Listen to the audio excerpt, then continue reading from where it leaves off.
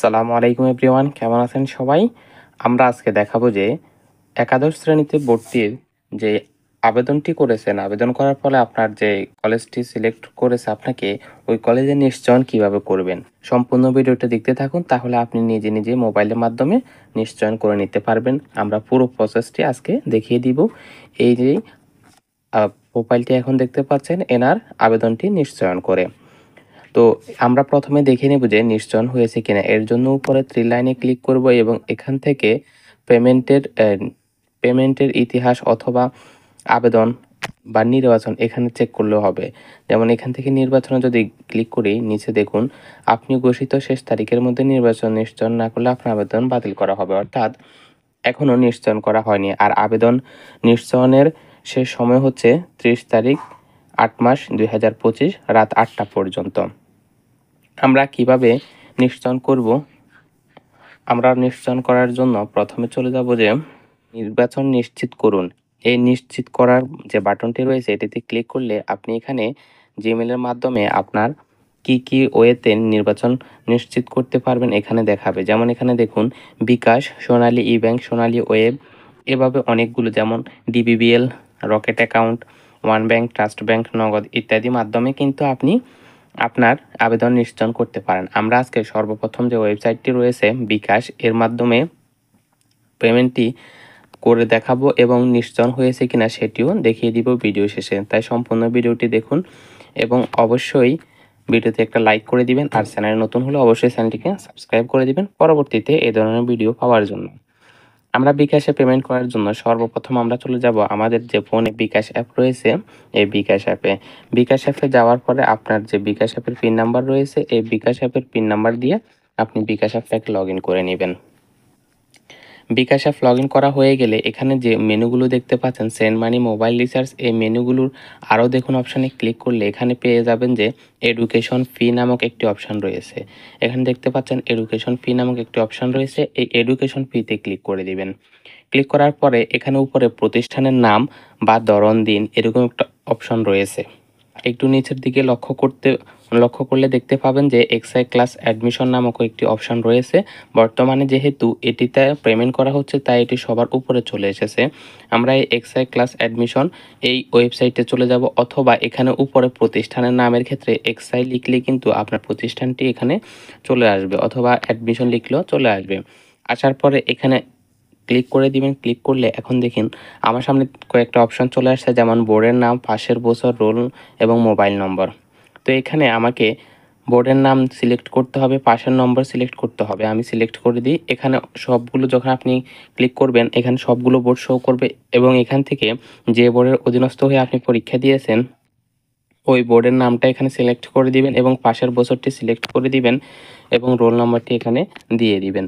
তো রোল নম্বরটি দেওয়া হয়ে গেলে আমি যদি নিচের অপশানটা দেখি মোবাইল নম্বর, এখানে কিন্তু আপনি আবেদন করার সময় যে মোবাইল নম্বরটি ব্যবহার করেছেন অবশ্যই আপনাকে সেই মোবাইল নম্বরটি এখানেও ব্যবহার করতে হবে। এখানে যদি আমি অন্য কোনো মোবাইল নম্বর ব্যবহার করি তাহলে কিন্তু আমার পেমেন্টটি নিবে না। তো এজন্য আপনি অবশ্যই সেম মোবাইল নাম্বারটি আপনার বিগত যে কাজগুলোতে ব্যবহার করেছেন সেটাই এখানে ব্যবহার করে নেবেন। আমি আমার মোবাইল নাম্বারটি ব্যবহার করে নিয়েছি যেটি আবেদনের সময় ব্যবহার করেছিল ওই শিক্ষার্থী। মোবাইল নাম্বারটি ব্যবহার করা হয়ে গেলে নিচে অপশান দেখতে পাচ্ছেন যে এখানে পে করতে এগিয়ে যান। এই পে করতে এগিয়ে যান অপশানে ক্লিক করবেন। ক্লিক করার পর আপনার এখানে অটোমেটিক আপনার যে পেমেন্ট অ্যামাউন্টটি সেটি এখানে অটোমেটিক আপনার শো করবে। যেমন এখানে দেখুন ৩৩৪ টাকা অটোমেটিক উঠে গেছে, এখানে লেখার কোনো অপশান দিচ্ছে না তারা। ঠিক আছে? তো আমরা এই যে ৩৩৪ টাকা পেমেন্ট অপশান এটা অবশ্যই আপনার বিকাশে থাকতে হবে সর্বনিম্ন, এবং এখানে কিছু চার্জ কাটতে পারে ৩ টাকার মতো। তো সুতরাং আপনার অ্যাকাউন্টে ৩৩৪ টাকা থেকে একটু বেশি টাকা থাকতে হবে।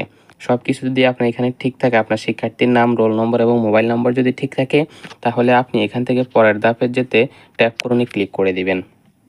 ক্লিক করে আপনি আপনার এখানে যেই বিকাশের পিন নাম্বারটি রয়েছে এখানে বিকাশের পিন নাম্বারটি বসিয়ে দিবেন। বিকাশের পিন নাম্বার বসানো হয়ে গেলে পিন কনফার্ম করুন অপশনটি দেখতে পাচ্ছেন এখানে ক্লিক করে দিবেন। ক্লিক করার পরে নিচে এডুকেশন ফি দিতে ট্যাপ করে ধরে রাখুন।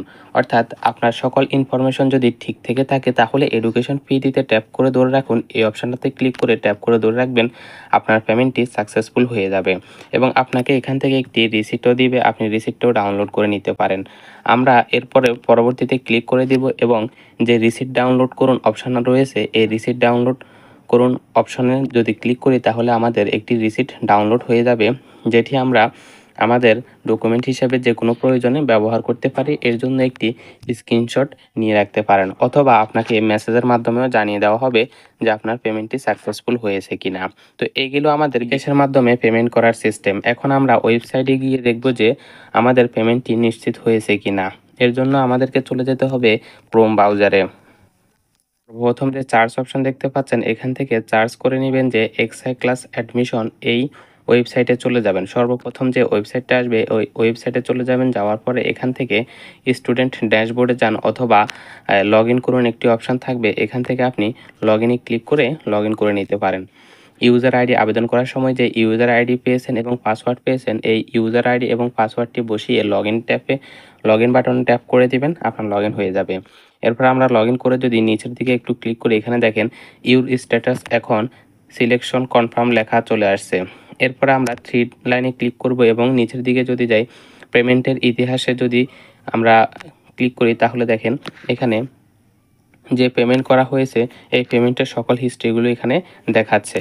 অথবা আমরা যদি এখান থেকে নির্বাচন যে অপশনটা রয়েছে এই নির্বাচন অপশনে যাই তাহলে এখানে দেখতে পাচ্ছেন আপনি ইতিমধ্যে আপনার নির্বাচন নিশ্চিত করেছেন এবং অটো মাইগ্রেশন অপশনটি চালু করেছেন। অর্থাৎ এখান থেকে আমার যে অটো মাইগ্রেশন অপশনটি এটি চালু করা আছে এবং আপনি চাইলে এখানে অটো মাইগ্রেশনটি অফও করে রাখতে পারেন। যেমন অটো মাইগ্রেশন অপশনটি এখানে কি আপনি যদি পরবর্তী পর্যায়ে অন্য প্রতিষ্ঠানে অটো মাইগ্রেশন অন হন তবে বর্তমান প্রতিষ্ঠানে আর ফিরে যেতে পারবেন না। আপনি কি পরবর্তী পর্যায়ে অন্য প্রতিষ্ঠানে অটো মাইগ্রেট করতে চান তাহলে অপশনটা অন করে রাখবেন অথবা অন্যথায় প্রয়োজন না থাকলে অফ করে রাখবেন। তো এই ছিল আমাদের আজকে নিশ্চিতকরণের প্রসেস।